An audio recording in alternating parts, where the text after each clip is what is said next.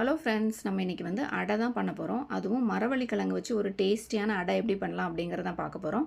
இதுக்கு பார்த்தீங்கன்னா 2 கப் சாப்பாட்டு அரிசி எடுத்து தண்ணியில் போட்டு ஊற வச்சுருக்கேன். இது கூடவே காஞ்ச மிளகாவும் போட்டு ஊற வச்சுருக்கேன். தண்ணியில் போட்டு வைக்கும்போது அரைக்கிறதுக்கு வந்து ஈஸியாக இருக்கும். அதனால் எந்த அளவுக்கு காரம் வேணுமோ அந்த அளவுக்கு மிளகா போட்டு ஊற வச்சுருங்க.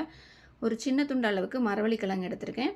கிழங்கு வந்து கொஞ்சம் கம்மியாக எடுத்தால் போதும். இந்த தோலெல்லாம் எடுத்துகிட்டு சின்ன சின்ன பீஸாக கட் பண்ணி எடுத்துக்கலாம். நம்ம கட் பண்ண பீஸை வந்து தண்ணியில் போட்டு வச்சிடலாம். அப்போ தான் கலர் சேஞ்ச் ஆகாமல் இருக்கும். இல்லைன்னா வந்து கலர் லைட்டாக சேஞ்ச் ஆகி கருத்து போயிடும். மிக்சியில் அரைக்கிறதுனால நான் சின்ன சின்ன பீஸாகவே கட் பண்ணியிருக்கேன். நீங்கள் கிரைண்டரில் அரைக்கிறதுனாலும் இந்த மாதிரி கட் பண்ணி எடுத்துக்கலாம். மிக்சியில் வந்து ஃபஸ்ட்டு கொஞ்சமாக கிழங்கும் காஞ்ச மிளகாவும் போட்டு நல்லா அரைச்சிட்டு அதுக்கப்புறமா அரிசி சேர்த்து அரைச்சிக்கலாம். அப்போ தான் வந்து எல்லாமே நல்லா அரைபடும். நீங்கள் கிரைண்டரில் அரைக்கிறதா இருந்தாலும் இதே மாதிரி ஃபஸ்ட்டு கிழங்கு போட்டு அரைச்சிட்டு அதுக்கப்புறமா வந்து அரிசி போட்டு அரைச்சிக்கோங்க. அப்போ வந்து நல்லா அரைபடுறோம். எந்த அளவுக்கு நைஸாக அரைக்க முடியுமோ அந்த அளவுக்கு வந்து நைஸாக அரைச்சி எடுத்துருங்க. நம்ம அரைச்ச மாவு எல்லாத்தையுமே ஒரு பவுலில் மாற்றிக்கலாம். தேவையான உப்பு சேர்த்துக்கலாம். உப்பு சேர்த்து நல்லா மிக்ஸ் பண்ண பிறகு நம்ம வந்து உடனே வந்து அடை ஊற்றிடலாம். இது வந்து மாவு புளிக்கணும் அப்படின்னு இல்லை.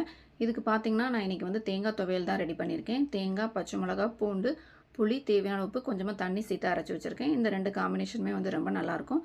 தோசைக்கல்லை வந்து சூடு பண்ணிவிட்டு நம்ம ரெடி பண்ண மாவு ஊற்றிட்டு கொஞ்சமாக சுற்றி ஆயில் சேர்த்துட்டு நல்லா வந்து 2 பக்கம் வேக விட்டு எடுத்துட்டிங்கன்னா சூப்பரான அடை ரெடி ஆயிரும். அது கூடவே கொஞ்சம் வந்து தேங்காய் துவையலும் வச்சு சாப்பிட்டு பாருங்கள். டேஸ்ட் அட்டகாசமாக இருக்கும். கண்டிப்பாக ட்ரை பண்ணி பாருங்கள்.